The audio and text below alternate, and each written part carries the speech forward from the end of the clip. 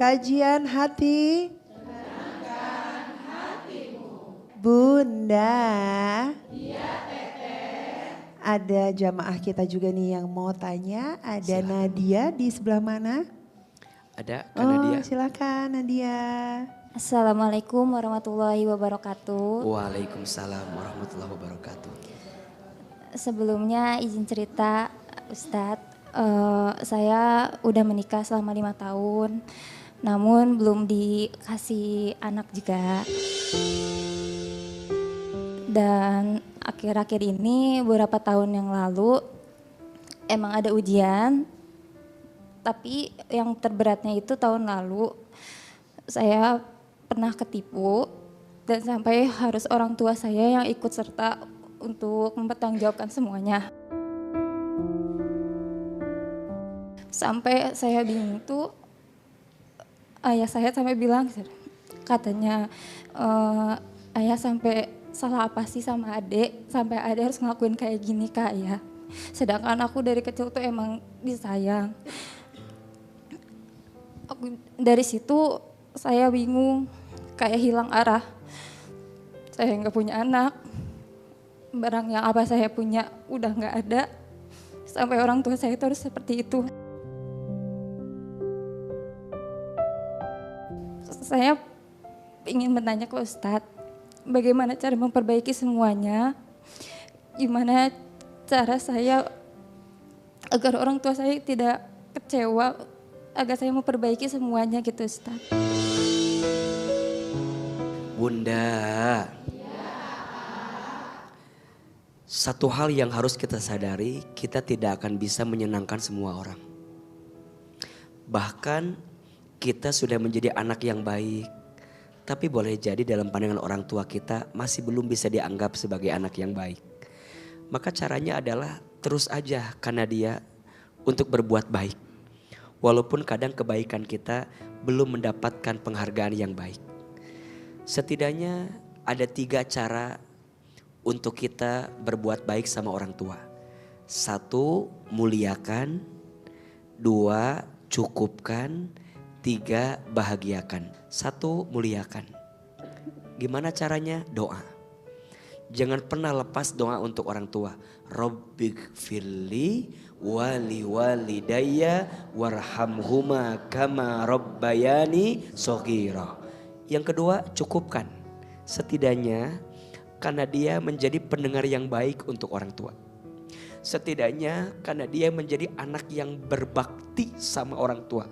Misal kalau orang tua minta sesuatu, sekiranya kita bisa, kita penuhi. Dan yang ketiga, bahagiakan. Kalau ada rezeki berlebih, ngobrol sama pasangan, yuk kita misalnya belikan sesuatu buat orang tua yang disenangi.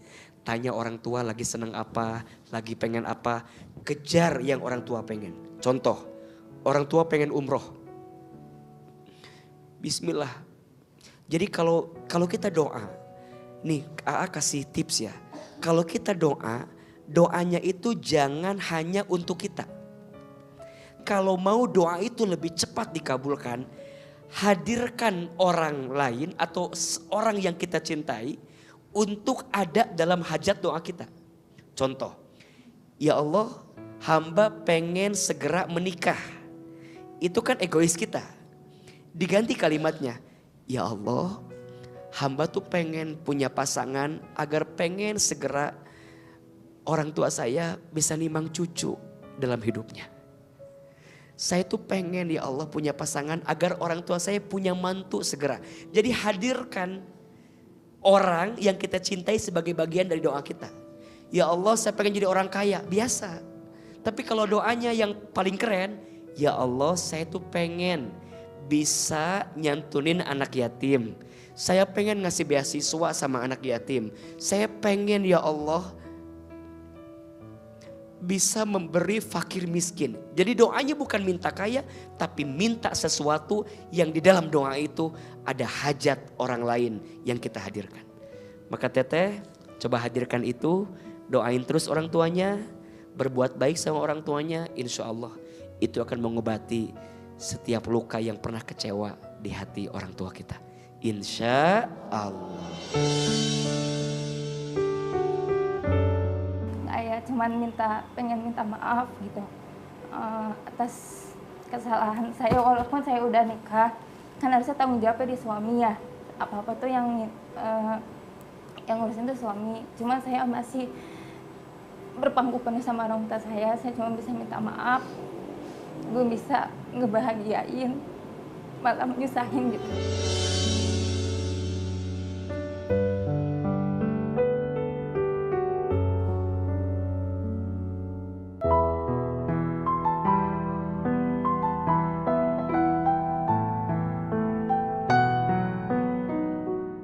Ada kesimpulan yang mungkin bisa kita ambil, yang pergi takkan kembali, tetap harus kita syukuri. Kadang kita merasa bahwa Allah tidak mengganti semua rasa sakit yang pernah ada. Padahal biasanya di balik rasa sakit itu kita bisa lebih dekat sama Allah. Betul? Di balik kita kehilangan, justru di saat itu kita punya kesempatan untuk mendekat kepada Allah.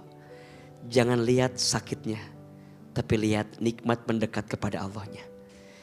Jangan merasa kehilangannya, tapi merasalah bahwa ketika orang yang kita cintai pergi, tapi ada Allah yang datang di hati kita, memeluk tubuh kita, membelai kepala kita, dan mengisi ruang di hati kita atas semua yang telah pergi meninggalkan kita. Semoga kita lebih ikhlas, lebih bersyukur dengan apa yang telah pergi meninggalkan kita. Ya Allah, terima kasih atas semua yang telah Engkau titipkan kepada kami. Dan terima kasih kemudian Engkau ambil lagi apa yang Engkau titipkan kepada kami.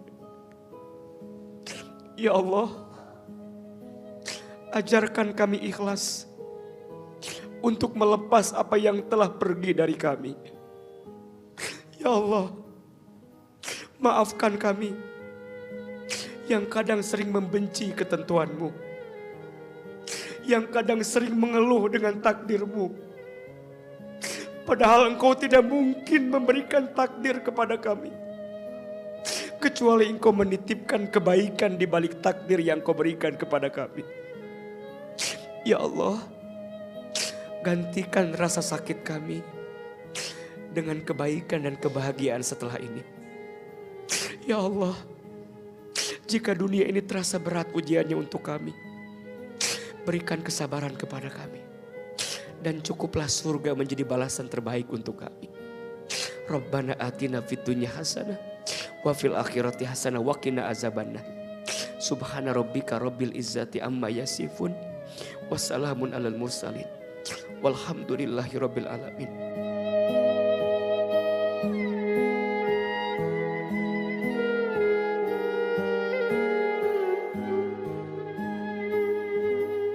Hati yang bersyukur tak akan hancur oleh kepergian, tapi akan tumbuh kuat dalam kerelaan. Akhir kata, saya Fairuz Arafik dan Ustadz Hilman mohon undur diri sampai bertemu di kajian hati selanjutnya. Kajian hati